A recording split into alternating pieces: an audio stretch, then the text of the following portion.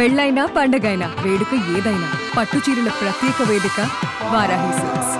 But ఇంత మంచి క్యారెక్టర్లు చేశారు, కొద్ది గొప్ప సంపాదించుకున్నారు, మంచి జీవితం. So happy. ఈ టైంలో రెస్ట్ తీసుకోవచ్చు, లేకపోతే కుదిరితే ఏదన్నా సినిమాలో యాక్ట్ చేయొచ్చు. అమ్మమ్మ నాన్నమ్మ క్యారెక్టర్లు, సీరియల్స్ లో కూడా కొన్ని యాక్ట్ చేశారు మీరు, తెలుగులో కూడా. నాకు అక్కడ ఒక ఇల్లు ఉంది చెన్నైలో, ఇక్కడ ఒక ఇల్లు ఉంది, హ్యాపీ లైఫ్, ఎవ్వరు లేదు వెనక. అదే కావాల్సినంత కాలం తినొచ్చు, లేదా రోజు ట్రస్ట్ కు రాసియచ్చు, లేకపోతే నాలాంటి వాడికి కూడా రాసియచ్చు మొత్తం. అలాంటిది ఈ వయసులో ఎందుకు ఏమో పోయి ఆ పార్టీలో చేరింది? అవసరమా? జగన్ గెలవటానికి తిరుమల గుండు కూడా గీయించుకొని వచ్చింది. మొన్న కూడా కొట్టించాను, ఎందుకంటే లడ్డులో కొవ్వు కలిపారన్నారు కదా. లడ్డులో ఎందుకు అంత పిచ్చి?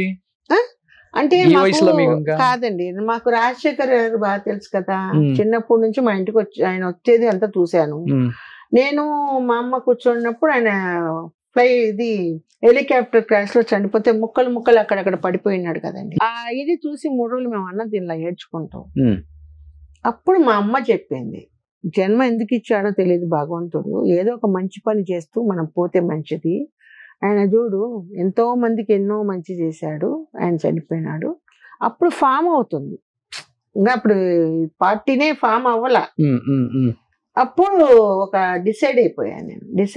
యాక్చువల్గా 2 నెలల ముందు రాజశేఖర్ రెడ్డి గారిని కలుద్దాం అనుకున్నాను. అన్ఎక్స్పెక్టెడ్ గా నేను రాలే హైదరాబాద్. అప్పుడు హైదరాబాద్ ఎక్కువ వచ్చేదని కాదు నేను. మీ నాన్న రాజశేఖర్ రెడ్డి గారు మంచి ఫ్రెండ్స్, ఒరే రాజా అంటే ఒరే రాజా అనుకుంటే ఫ్రెండ్స్. మా ఇంట్లోకి వస్తే భోంచేసి వెళ్తాడు. ఓకే. మేమంతా కాంగ్రెస్ ఫస్ట్ నుంచి. ఆ ప్రేమతో మీరు జగన్ పార్టీలో జాయిన్ అయ్యారు. మా అమ్మ చెప్పింది, ఆ పార్టీకి వెళ్ళి మనం ఏదన్నా ఉంటే నువ్వు చెయ్యి. సో ఫస్ట్ టైం కూడా గుండు కొట్టించుకున్నారా గెలవాలని? విజయవాడ టు యానం వరకు క్యాన్వాస్ చేశాను. సీఎం అవుతాడని ఆ రోజు సవాల్ చేశాను. సీఎం అవుతే వెంటనే గుండు కొట్టిస్తానన్నా. ఆయన 5వ తారీఖు 3వ తారీఖు పదవి స్వీకరణ చేశాడు. నేను 5వ తారీఖు 7వ తారీఖు తిరుమలకి వెళ్ళి గుండు కొట్టించుకున్నాను. రెండోసారి గుండు కొట్టించుకున్నారు, గెలవలేదు. ఎవరు? అది ఆయన ఇది నిదర్శనం చేయలేదు కదా, ఆయన అబద్ధం అని తెలిపోయింది కదా. లడ్లో కొవ్వు కలపలేదు, గెలవడానికి కోసం కాదు. గెలుస్తాడు కానీ అక్కడ మీకు తెలియదు, నేను అక్కడ ఉన్నా. నా ఓట్లు కూడా మాయం చేసేసారు. మా ఇంట్లో 4 ఓట్లు. నేను గుంటూరులో ఇల్లు తీసుకున్నాను, ఎందుకంటే గుంటూరు స్టేట్ జనరల్, నేను స్టేట్ జనరల్ సెక్రటరీ. నాకు పోస్ట్ వైఎస్ఆర్సీపీలో నాకు పోస్ట్ ఉంది. ఒకవేళ మా పదవి పోయినా కూడా 2 ఏళ్ళు నేను ఉంటాను దాంట్లో. అది కాకుండా human rights international adviser of from 35 years. నేను ఎలా ఉంటారు జగన్ గారు? రియల్ గా చాలా మంచి వ్యక్తి అండి. ఆయన చిన్న పిల్లడు మనస్తత్వం. ఆయన నమ్మిన వాళ్ళంతా మోసం చేశారండి. ఎవరు చేశారంటారు? ఇప్పుడు ఒక సలహాదారుడు ఉంటే ఏం జరుగుతుంది ప్రపంచంలో ఏంటని ముఖ్యమంత్రికి చెప్తే తెలుస్తాయి ఆయనకి. కొన్ని తెలివి, ఆయన క్యాబిన్ వరకు పోదు, వీళ్ళే అన్ని చేసేస్తుంటారు. నేను ఆయన కలవడానికి పిచ్చి కుక్కలాగా 4 సంవత్సరాలు తిరిగి ఉంటాను సజ్జల గారి దగ్గరికి.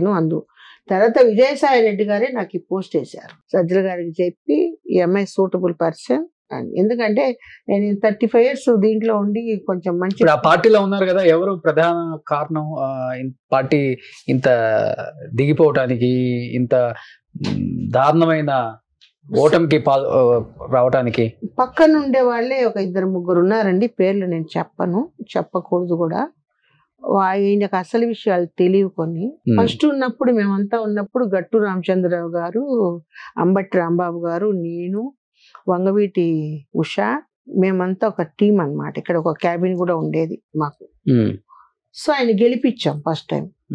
గెలిపించి ఒక సీఎం చేశాం. తర్వాత కొన్ని కారణాల వల్ల ఒక్కొక్కరు. ఇప్పుడు ఏంటంటే మరి ఇంకా రాదు అన్న దీంతో మూర్ఖులు పదవులే ఆ మొహంతో రాజీనామా చేసి పరిగెత్తుతున్నారు. బీజేపీ కొంతమంది, జనసేన కొంతమంది, తెలుగుదేశానికి కొంతమంది. మీకు పార్టీ మీకు పదవి ఇచ్చిన వ్యక్తి విజయసాయి రెడ్డి గారు కూడా రాజీనామా చేశారు. అది ఎందుకు చేశాడని 2 రోజుల నుంచి ఆలోచిస్తున్నాను.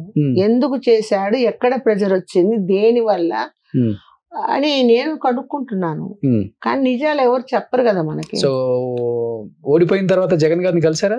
మొన్న కలిసాను, 15 నిమిషాలు మాట్లాడాను. ఏం చెప్పారు?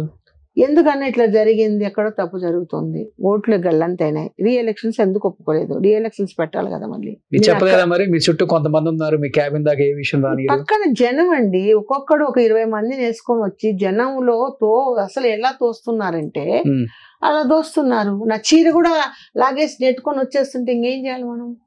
అక్కడికి 15 నిమిషాలు ఇచ్చోము ఒకటి టేసాడు, ఇంటూనే ఉండండి చెప్పేటివి. మళ్ళీ కలుస్తానన్నా అని చెప్పి వచ్చేసాను. కలవాలి, ఎందుకంటే కొన్ని ఆయన ఊరికి పోవడం లేదండి. ఏది ఏంటి మీ డ్రీమ్ ఏంటి? ఇంకా ఇన్ని సాధించారు జీవితంలో, 600 పైగా సినిమాలు.